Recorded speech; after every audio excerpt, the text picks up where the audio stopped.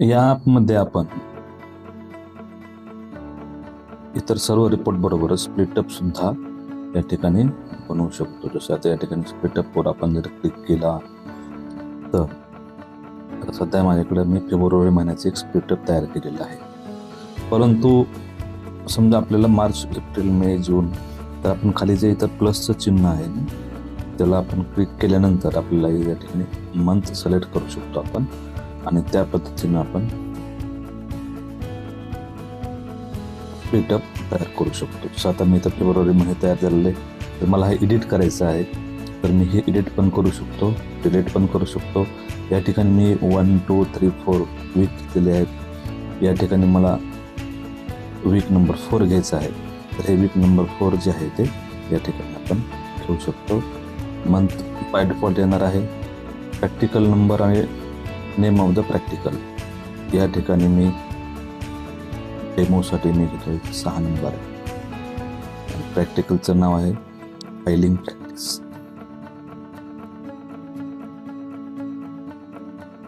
तर यामध्ये कुठल्या कुठल्या प्रकारचे स्किल इन्व्हॉल्व झालेले आहेत, तर फायलिंग,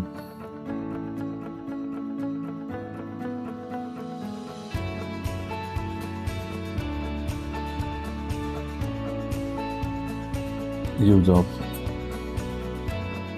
सॉ, ब्लेड इत्यादी. त्यानंतर आपल्याला लेसन नंबर आणि लेसन प्लॅन याचं नाव द्यायचं आहे. लेसन नंबर मी या ठिकाणी घेतो 5 नंबर. लेसनचं नाव आहे टाइप्स ऑफ फाइल्स. त्याच्यानंतर पर्टिक्युलर काय काय आहे त्यामध्ये, मग टाइप्स, त्यानंतर यूजेस, यूज, नंतर जे काही आपल्याला समजा काही टाकायचं असेल तर आपण त्या ठिकाणी टाकू शकतो. आणि रिमार्क असेल तर रिमार्क. सेव्ह अँड फिनिश केलं तर नंतर हा एवढा एकच आठवडा काय होईल, तयार होईल. पण save and add next week म्हटलं की तुम्हाला वीक नंबर 5 येईल आणि त्यामध्ये आपण परत आपली माहिती या ठिकाणी भरू शकतो. हे एकदाच काम करायचं आहे. मी आता सेव्ह अँड फिनिश करतो. सेव्ह अँड फिनिश झाल्यानंतर या ठिकाणी बघा 1, 2, 3 आणि 4 वीकचं या ठिकाणी संपूर्ण स्प्लिटअप आलेलं आहे. मी या ठिकाणी जनरेट करतो PDF. हे PDF जनरेट PDF झालेलं आहे. ते या प्रकारे आपल्याला या ठिकाणी दिसेल. वर स्प्लिटअप सिलेबस, इंडस्ट्रियल ट्रेनिंग इन्स्टिट्यूट हे तेवढंच रजिस्ट्रेशन केलेलं आहे, त्यामुळे तेवढंच आलेलं आहे. ॲक्च्युली तुम्ही जे तुमच्या रजिस्ट्रेशनमध्ये जे नाव, इन्स्ट्रक्टरच्या रजिस्ट्रेशनमध्ये जे नाव येईल ते त्या ठिकाणी या ठिकाणी येणार आहे.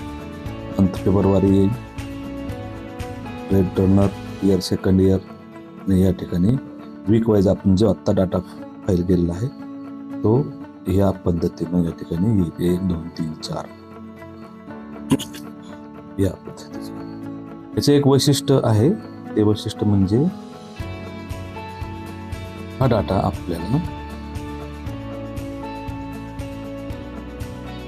आपल्याला कायमस्वरूपी सेव्ह राहणार आहे.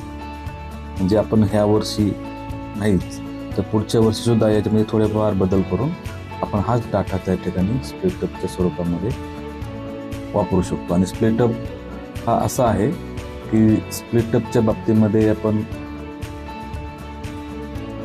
शक्यतो जास्त काही बदल करत नाही. हे होतं स्प्लिटअप कसे तयार करायचं याचं एक टिप.